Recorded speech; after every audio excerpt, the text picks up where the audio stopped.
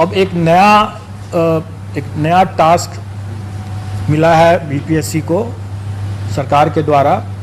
आप सब लोग अवगत हैं, वो अध्यापक नियुक्ति के लिए अनुशंसा भेजने के लिए।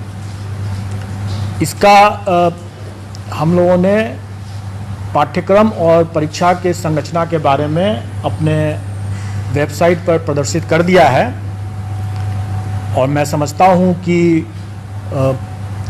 इसको लेकर के कुछ संशय आप लोगों के भी मन में होगा और अभ्यर्थियों के भी मन में होगा, और मैं चाहूँगा कि आप लोग भी प्रश्न पूछें और उनके बाद अगर कोई संशय है तो मैं कोशिश करूँगा कि उसको दूर करूँ। कुछ जानकारी मैं दे देना चाहूँगा ताकि आप लोग प्रश्न अगर पूछेंगे तो आसानी रहेगा। उसके बाद टोटल पद जो है वो प्राथमिक विद्यालय के लिए 79,943 है, जिसकी अधियाचना आयोग को प्राप्त हुई है। 79,943। उसके बाद माध्यमिक विद्यालय के लिए 32,916, 32,916। और उसके बाद हायर सेकेंडरी के लिए 57,602, 57,602। टोटल होता है 1,70,461, 1,70,461, जिस 61 आप लोग भी टोटल कर लेंगे। अब इसमें जो अर्हताएं हैं वो सरकार के नियमावली में दिया हुआ है, और जहाँ जहाँ वो मिसिंग होगा वो सरकार के निर्देश पर और सरकार के साथ आयोग की बैठक, संयुक्त बैठक में जो निर्णय लिया जाएगा उसके अनुरूप वो होगा। और वो विज्ञापन के समय जब निकलेगा 1-2 दिन में मैं समझता हूँ कि विज्ञापन भी हम लोग निकाल देंगे।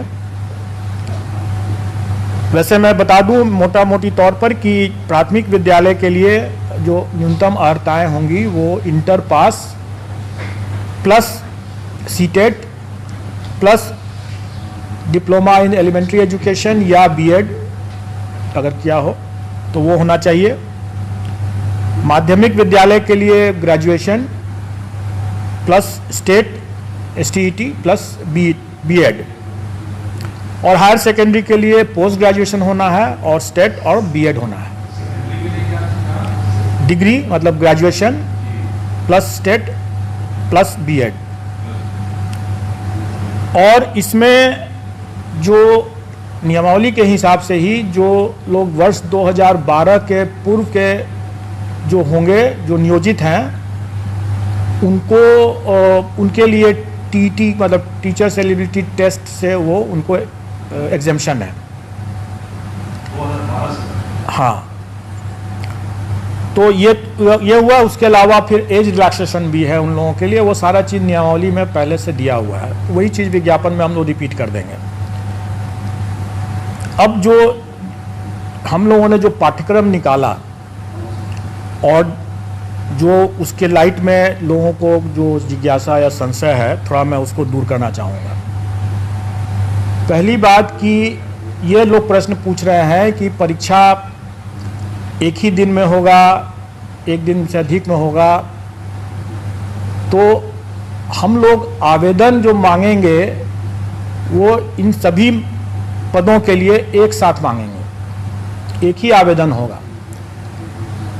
मतलब कहने का है कि एक कैंडिडेट अगर वो योग्य है तो वो प्राथमिक के साथ साथ वो हाई स्कूल के लिए भी और हायर सेकेंडरी स्कूल के लिए भी, तीनों के लिए वो अप्लाई कर सकता है एक साथ। अप्लाई एक साथ कर सकता है, और जब हम अप्लाई करने की जब हम उसको सुविधा देंगे, क्योंकि उसका हक भी है, अगर वो योग्य है तो तीनों में अप्लाई कर सकता है, तो स्वाभाविक है कि हम उसको तीनों के लिए परीक्षा में उत्तीर्ण होने के लिए भी हम उसी हिसाब से परीक्षा की तिथि को रखेंगे, ताकि अगर वो योग्य कैंडिडेट है तो वो तीनों परीक्षा में अलग अलग तिथि पर वो भाग ले सकता है। अब हम आते हैं पाठ्यक्रम के बारे में। पाठ्यक्रम या और परीक्षा की जो संरचना है वो हम लोगों ने इस तरीके से डिसाइड किया है कि एक पेपर जो होगा वो क्वालिफाइंग नेचर का है और वो भाषा का पेपर जो है वो क्वालिफाइंग नेचर का है। उसमें उसको सिर्फ पास करना है, उसका मेरिट में नहीं जुटेगा वो। उसमें भाषा में 2 सेक्शन रहेगा, एक सेक्शन अंग्रेजी है जो सबको करना है और दूसरा सेक्शन में विकल्प है, मतलब कि वो हिंदी, उर्दू या बांग्ला, क्योंकि हमारे पास जो पद आए हैं प्राथमिक में, उसमें बांग्ला के लिए 148 पद है, उर्दू के लिए 12,729 पद है और बाकी जो प्राथमिक के जो बाकी हैं वो सामान्य मतलब हिंदी के हैं। ये सब जो क्वालिफाइंग वाला जो मामला है जिसमें 25 मार्क्स का अंग्रेजी और मैं आपकी जिज्ञासा को जल्दी ही शांत कर दूंगा। 25 मार्क्स जो रहेगा वो, और सभी एग्ज़ाम जो हमारे हैं वो MCQ बेस्ड है, मतलब कि ऑब्जेक्टिव टाइप के हैं, मल्टीपल चॉइस क्वेश्चंस रहेंगे। और क्वालिफाइंग नेचर का जो पेपर भाषा का है उसमें अंग्रेजी 25 नंबर के रहेंगे, 25 प्रश्न, और हिंदी या उर्दू बांग्ला जो रहेगा वो 75-75 का रहेगा। उसमें से कोई एक चुनना है उनको, मतलब टोटल 100 नंबर के 100 प्रश्न रहेंगे और पूरे पेपर में उनको 30% मतलब कि 30 नंबर न्यूनतम लाना होगा, तभी वो पास करेंगे, नहीं तो वो परीक्षा से, प्रतियोगिता से बाहर हो जाएंगे। इसमें जो लोगों को जो जिज्ञासा है कि पहला कि क्या 30% अंग्रेजी में अलग और हिंदी में अलग लाना है, तो ऐसी बात नहीं है। संयुक्त रूप से उनको 30% लाना है, मतलब 30 नंबर लाना है। लेकिन मेरा यह मानना है कि ऐसा नहीं हो सकता है कि कोई शिक्षक हो और वह सड़क पर अगर चल रहे हैं और सड़क पर जो रोड पर जो साइनेजेस रहता है वो अंग्रेजी में भी रहता है, तो उसको न पढ़ सकें, वो शिक्षक क्या हुए? जो राह चलते हुए जो रोड के जो साइनेजेस हैं उसको अंग्रेजी में अगर लिखा हुआ है तो उसको भी न पढ़ सके हैं, तो क्या वो अच्छी गुणवत्ता के शिक्षक हुए? इसलिए हम लोग प्रश्न के स्तर को हम लोग इस तरह से रखने का कोशिश करेंगे कि हम उनको, अंग्रेजी जरूर सरल रहेगा, कठिन नहीं रहेगा। हम मानते हैं कि यहाँ पर हिंदी भाषी प्रदेश है तो अंग्रेजी का प्रश्न कठिन नहीं रहेगा, लेकिन इसका यह मतलब हुआ कि हिंदी का भी प्रश्न सरल नहीं होगा, क्योंकि अगर हिंदी का प्रश्न भी सरल हुआ और अंग्रेजी का प्रश्न भी सरल हुआ तो सब हिंदी ही देख करके निकल जाएंगे। इसलिए थोड़ा हम लोग भी दिमाग लगाएंगे और मैं चाहूँगा कि अभ्यर्थी भी थोड़ा तो अंग्रेजी भी पढ़ ही लें, ताकि वो शून्य ना हो अंग्रेजी उनका, क्योंकि शून्य से अगर फिर वो आगे नहीं बढ़ पाएंगे, राह चलता वो साइनेज भी नहीं पढ़ पाएंगे, तो वो अपने छात्रों को कैसे पढ़ाएंगे। ये रही बात जो हमारे वैकल्पिक जो क्वालिफाइंग नेचर के जो भाषा का जो पत्र है उसके बारे में मैंने बतलाया। इसके बाद अब मेन पेपर होगा। मेन पेपर 150 नंबर का होगा जिस पर कि मेरिट होगा, और हर स्कूल के कैटेगरी के लिए एक ही मेन पेपर है। जैसे प्राथमिक के लिए सिर्फ एक मेन पेपर है, अगर हम हाई स्कूल के लिए जाते हैं तो उसके लिए भी एक ही मेन पेपर है, और अगर हम इंटर स्कूल के लिए भी जाते हैं, हायर सेकेंडरी स्कूल के लिए जाते हैं तो उसके लिए भी एक ही मेन पेपर है। एक ही पेपर उसके बाद देना है, और वो अगर कोई अभ्यर्थी अगर तीनों श्रेणी के लिए अप्लाई करता है तो स्वाभाविक है कि उसको फिर तीनों पेपर देना होगा। अलग अलग दिन होगा लेकिन देना होगा तीनों। फिर मेरिट लिस्ट अलग अलग बनेगा क्योंकि सबके लिए अलग अलग वो परीक्षा है। अब रही बात कि जो भी 150 नंबर का जो मेन पेपर हुआ उसका कंपोजिशन इस तरह से रहेगा कि 100 क्वेश्चंस तो रहेंगे वही जो वो अपने विद्यार्थियों को पढ़ाते हैं, उसका टॉपिक, उसका चैप्टर, उसका विषय वो वही होगा जो वो अपने बच्चों को पढ़ाते हैं स्कूल में। इसलिए अगर ये जिज्ञासा है कि उसका हम सिलेबस में विस्तार करके दें, तो मेरा ये कहना होगा कि बिहार एग्जामिनेशन बोर्ड का जो सिलेबस है बच्चों के लिए, उसी को देख लें, उसी को पढ़ लें, चैप्टर उसी के हिसाब से कंप्लीट कर लें, उनका डिटेल सिलेबस हो जाएगा। अगर मान लें कि अगर कोई फिजिक्स का देखता है या कोई हिंदी का देखता है, तो जो अगर कोई इंटर का अगर है वो विषय, तो इंटर में जो पढ़ाई होती है एक फिजिक्स के स्टूडेंट के लिए, उसका वही रहेगा, चैप्टर कंटेंट्स वही रहेगा। प्राथमिक विद्यालय में भी अगर जो बच्चों को जो पढ़ाते हैं शिक्षक, वो वही रहेगा, कंटेंट वही, चैप्टर्स वही रहेंगे। मतलब सिलेबस का जो विस्तार, डिटेल सिलेबस की जो लोग मांग कर रहे हैं, वो करना जरूरत नहीं है, क्योंकि अगर उसको देखना है तो अपने बिहार एजुकेशन बोर्ड का सिलेबस बच्चों का उठा कर देख लें और उसी की पढ़ाई कर लें। अब रही बात कि शिक्षक हैं, वो बच्चों से उनका ज्ञान ज़्यादा होना चाहिए, बच्चों से उनका स्तर ज़्यादा होना चाहिए, तभी तो पढ़ा पाएंगे।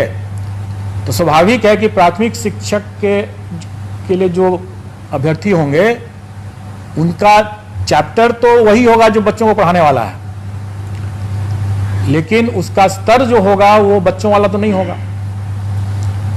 उनका स्तर जो उनके लिए जो, जैसे प्राथमिक शिक्षक के लिए न्यूनतम निर्धारित योग्यता जो है वो इंटर है, तो उसी के आलोक में प्रश्न पत्र का स्तर होगा। चैप्टर तो वही हुआ जो प्राथमिक विद्यालय में जो पढ़ाते हैं, लेकिन उसका जो स्तर जो होगा वो उनके जो न्यूनतम निर्धारित योग्यता, मतलब इंटर जैसे है, तो उसी को ध्यान में रख करके होगा कि इंटर पास एक अभ्यर्थी स्कूल प्राथमिक विद्यालय के बच्चों को पढ़ाएंगे तो उनको क्या ज्ञान होना चाहिए, जो भी विषय वो पढ़ाएंगे उसके लिए उनका क्या ज्ञान होना चाहिए, क्या स्तर होना चाहिए, वो उसी के आलोक में रहेगा। और उसी तरीके से अगर मान लीजिए अगर +2 का अगर कोई शिक्षक है अभ्यर्थी, तो स्वाभाविक है कि वो +2 के विद्यार्थियों को पढ़ाने के लिए उसका स्तर तो उससे ऊंचा का होना है, तो फिर +2 के शिक्षक के न्यूनतम अर्हता जो है वो पोस्ट ग्रेजुएशन का है। तो पोस्ट ग्रेजुएशन का है तो हम लोग उसी के आलोक में कि वो इंटर के बच्चों को पढ़ाने वाले पोस्ट ग्रेजुएट अभ्यर्थी हैं, तो प्रश्नों का स्तर क्या होना है वो उसी के हिसाब से हम लोग तय कर लेंगे। तो अब इसमें इसको लेकर के जो लोगों को कंफ्यूजन था कि हमारा क्या रहेगा, पाठ्यक्रम का कैसे मतलब डिटेल क्या रहेगा, तो मैंने बता दिया। अब रही बात की तो 100 नंबर के हुआ, बाकी 50 नंबर के जो रहेंगे वो सामान्य ज्ञान जो है, जनरल साइंस कर लें, जनरल स्टडीज़ कह लें, वो बेसिकली जो पहला जो 100 नंबर का जो हुआ वो उनके नॉलेज का टेस्ट होगा, और बाकी जो 50 नंबर का जो होगा वो उनके इंटेलिजेंस का टेस्ट होगा। मतलब कि उसमें मेंटल एबिलिटी रहेगा वगैरह वगैरह, रीजनिंग रहेगा और इसी तरह के मिलते जुलते चीज़ रहेंगे, जो उनके कुछ हो सकता है कि सामान्य तरह का जो एक किसी भी जागरूक नागरिक को या शिक्षक को थोड़ा बहुत ज्ञान होना चाहिए सामान्य ज्ञान का, तो वो उसी तरह का रहेगा। वो बहुत ऐसा बिल्कुल नहीं रहेगा कि हम कोई, जो लोग ये आशंकित हो रहे हैं कि हम SDM बना रहे हैं, ऑफिसर बना रहे हैं, ऐसी बात नहीं है।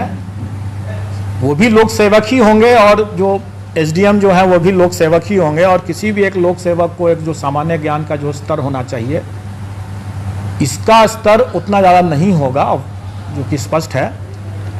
लेकिन इसमें 50 नंबर जो रहेंगे वो उनके विषय ज्ञान से हट करके ये उनके सामान्य ज्ञान, जो उनकी बुद्धिमत्ता का जो हम असेस करने का प्रयास करेंगे इसमें।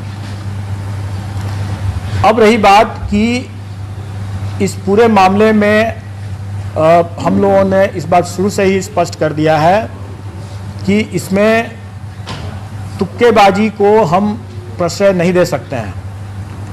मेरा ये मानना है कि अगर कोई ऑफिसर अगर है तो वो ऑफिसर, जैसे सिविल सर्विसेज का हम एग्ज़ाम लेते हैं, वो कोई भी विषय पढ़ के आता है, लेकिन वो उस विषय का उपयोग नहीं करता है अपने कार्य में। अगर वो मान लें कि फिजिक्स पढ़ के आया तो सीधे वो फिजिक्स का उपयोग थोड़ी कर रहा है अपने कार्य में, लेकिन शिक्षक जो है वो सीधे अपने उस ज्ञान का उपयोग कर रहा है। अगर वो फिजिक्स पढ़ के आया है या हिस्ट्री पढ़ के आया है तो वो उसका उपयोग कर रहा है अपना ज्ञान बांटने में, अपने विद्यार्थियों को पढ़ाने में। वो अपने ज्ञान के मामले में तुक्केबाजी अगर करते हैं तो ज़्यादा खतरनाक होगा, वो बच्चों के लिए भविष्य से खिलवाड़ वाली बात होगी। इसलिए हम उनको तुक्केबाजी पर अंकुश शुरू से ही लगाएंगे और इसलिए हम इसमें नेगेटिव मार्किंग रखेंगे। लेकिन अभ्यर्थियों को उससे घबराना नहीं चाहिए, क्योंकि आफ्टर ऑल जो वो पढ़ाएंगे बच्चों, जो उनका अपना खुद का विषय है, जिस पर उन्होंने पढ़ाई किया है और जिस पर वो आगे काम कर रहे होंगे या काम करेंगे, उसका तो उनको ज्ञान होना ही है, नहीं तो वो अपना पढ़ाएंगे कैसे। इसलिए वो चूंकि उनका ज्ञान भी है, उसका अनुभव भी है, इसलिए उनको कोई उसमें तुक्का लगाने की ज़रूरत नहीं होगी उनको। और इस बार तो मतलब कंबाइंड सिविल सर्विस की तुलना में सक्सेस रेशियो जिसमें जो होना है, जैसे 1,70,000 से ऊपर वैकेंसी है, अगर अभ्यर्थियों की संख्या हम माने कि 6-7 लाख अगर होंगे तो आप अनुपात देख लें कि सक्सेस का अनुपात काफ़ी बेहतर है कंपेयर टू जो कंबाइंड सिविल सर्विसेज एग्ज़ाम जिसमें कि काफ़ी मारामारी रहता है। तो इसमें उतना घबराने की ज़रूरत नहीं है। प्रश्न का स्तर जो होगा वो कठिन नहीं होगा, लेकिन डेफिनेटली वो एक तरह से बहुत हल्का भी नहीं होगा। वो उनके जो काम जो करेंगे, जो पढ़ाएंगे, उसको उसके ही आलोक में उसका स्तर होगा। तो नेगेटिव मार्किंग कितना होगा उसके बारे में जो लोग यहाँ पर पहले से जुटे हुए हैं आयोग के संबंध में, नेगेटिव मार्किंग संबंध में, वो जानते हैं कि अगर 5 ऑप्शन रहेंगे अगर, तो 1/n-1 होता है फॉर्मूला उसके हिसाब से। मतलब कि अगर 5 ऑप्शन है तो मतलब कि 4 गलत प्रश्न और 1 सही प्रश्न मिलाकर के 0 होना है। 5 ऑप्शन है तो 1/4 हो जाएगा, और अगर 4 ऑप्शन है तो 1/3 माइनस हो जाएगा। ये स्टैंडर्ड स्टैटिस्टिकल फॉर्मूला रहता है और इसका निर्णय हम लोग कर देंगे और वो परीक्षा में भी उन लोग पता चल जाएगा, लेकिन इससे घबराने की बात बिल्कुल नहीं है। और हम लोग अभ्यर्थियों को पर्याप्त समय भी देंगे पढ़ाई करने के लिए, तैयारी करने के लिए, इसलिए इसमें घबराने वाली बात तो बिल्कुल नहीं है। और अनुपात जो सक्सेस का अनुपात इतना बेहतर है, मैं समझता हूँ कि जो अगर थोड़े से भी जो लोग पढ़ा रहे होंगे, ठीक से पढ़ा रहे होंगे, तो उनके लिए कोई दिक्कत नहीं होनी चाहिए, आ जाएंगे इसमें। अब आप लोगों का अगर कोई प्रश्न बिल्कुल नहीं है, और अनुपात जो सक्सेस का अनुपात इतना बेहतर है, मैं समझता हूँ कि जो अगर थोड़े से भी जो लोग पढ़ा रहे होंगे, ठीक से पढ़ा रहे होंगे, तो उनके लिए कोई दिक्कत नहीं होनी चाहिए, आ जाएंगे इसमें। अब आप लोगों का अगर कोई प्रश्न हो इसमें। एग्जाम सर कब तक होगा सर?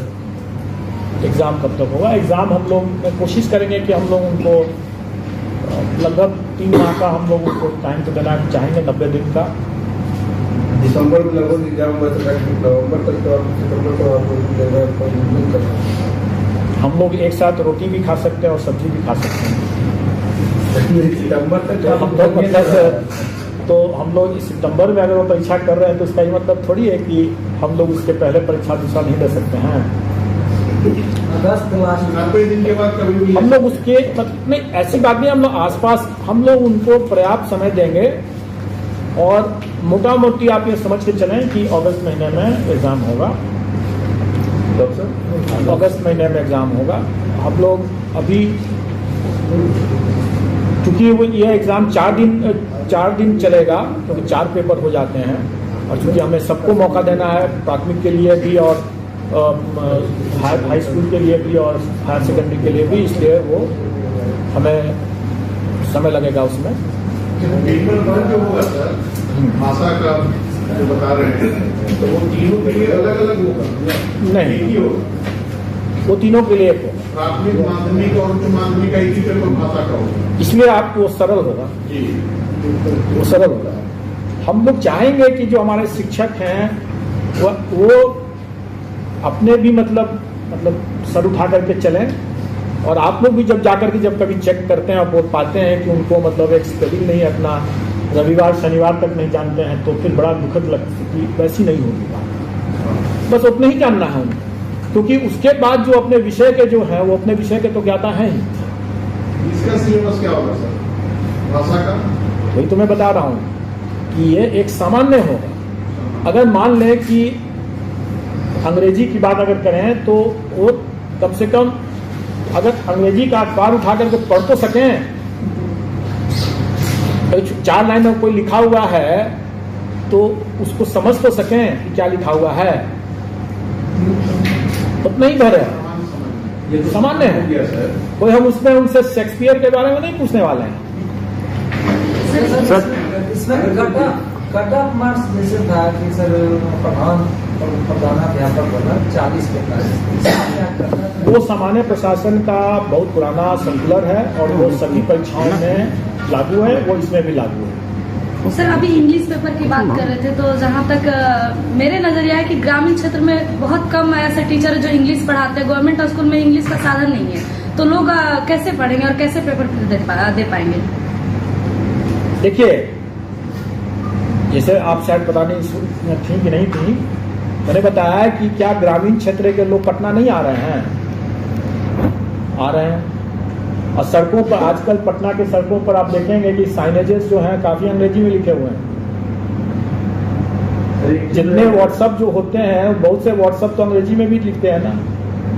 सीनियर टीचर्स जो हैं, कोई एक अगर हम बिहार के भविष्य के लिए बात कर रहे हैं, हमारे बच्चे क्या उनकी सीमाओं से बच्चे की भी जानकारी या उनका जो ज्ञान जो है बाधित हो जाए? नहीं होना चाहिए। हम उनको अंग्रेजी पढ़ाने के लिए नहीं कह रहे हैं, क्योंकि वो अंग्रेजी विषय के वो शिक्षक नहीं है, इसलिए अंग्रेजी वो नहीं पढ़ा रहे हैं। लेकिन उनको इतनी जानकारी तो होनी ही चाहिए ना, जो अपने, क्योंकि वो अगर प्राथमिक विद्यालय के अगर शिक्षक है तो वो सब कुछ पढ़ा रहे हैं। हाई स्कूल के हैं तो वो अलग बात है, फिर तो विषयवार हो गया, फिर उसको अंग्रेजी के अलग विषय के शिक्षक। 25 नंबर है अंग्रेजी में, 75 है हिंदी में। हम अंग्रेजी नहीं बनाए, 75 सिर्फ हिंदी बनाए। आपने सुन, मैंने इसके बारे में जवाब दे दिया है, मैंने इसके बारे में जवाब दे दिया है, इसलिए आप उसको आप समझ लें। सर एक चीज है सर, किसमें कहा जा रहा है सर, जो बीएड और ये सब का जो क्वालिफिकेशन रखा गया, वो ट्रेनिंग से रिलेटेड क्वेश्चन क्यों नहीं सर रखा गया है सर? Good question. मैं बता दूं कि आप जिन तीनों स्तर के, क्योंकि अभी मेरे पास मध्य विद्यालय की वैकेंसी नहीं आई है, इसलिए मैं मध्य विद्यालय के बारे में नहीं बता रहा हूँ, अभी कुछ तय नहीं हुआ है, उसका जब आएगा तो उस समय देखा जाएगा। लेकिन अभी जितने भी स्तर लेवल के विद्यालय के शिक्षकों के बारे में मामला है, सब में देखेंगे कि अनिवार्य अर्हता में सीटेट एस्टेट ये है या बीएड डीएलएड है। ऐसी स्थिति में उन परीक्षाओं में प्रशिक्षण संबंधित कैसे पेडागोजी जो कहते हैं उसके संबंध में, या चाइल्ड डेवलपमेंट के बारे में ऑलरेडी उसकी परीक्षा वो टीचर्स एबिलिटी टेस्ट में दे चुके हैं। तो अब फिर से उसी चीज के अगर हम लेने लगे हैं तो फिर आप ही लोग कहेंगे कि जब उसमें जब ले ही चुके हैं तो फिर इसमें भी वही चीज ले रहे हैं, तो नई परीक्षा की क्या जरूरत है? नई परीक्षा की जरूरत इसलिए है क्योंकि जो अभ्यर्थियों की संख्या अगर 6 लाख है और अगर हम उसमें से 1,70,000 ही को हमको अगर लेना है, तो स्वाभाविक है कि हम मेरिट बेस्ड ही हम सिलेक्शन प्रोसेस करेंगे। अब रही बात की पेडागोजी जो है या चाइल्ड डेवलपमेंट सीडीपी जिसको कहते हैं, चाइल्ड डेवलपमेंट पेडागोजी की बात जो करते हैं, ये ऐसा चीज है जिसके लिए वो पहले से एलिजिबल हो, वो अपनी पात्रता पहले से प्रमाणित कर चुके हैं। दूसरी बात कि ये ऐसा मामला है कि वो भविष्य में कि वो टीटी करके आए हुए हैं, वो जब स्कूल में जब जाएंगे वहाँ भी और भी अनुभव ज्ञान अभी हासिल करेंगे। उनका उसमें निखार आना ही है।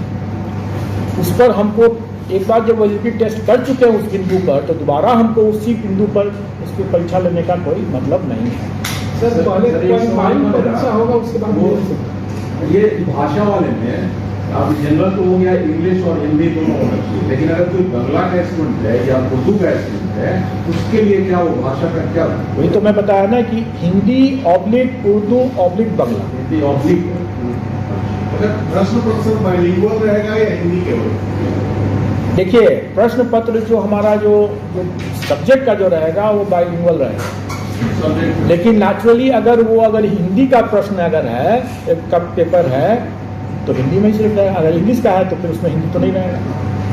एक उर्दू वाले, ये मदरसा वाले, जो लैंग्वेज का जो विषय का जो पेपर रहेगा वो उसी लैंग्वेज में रहेगा, जो बाइलिंगुअल नहीं रहेगा।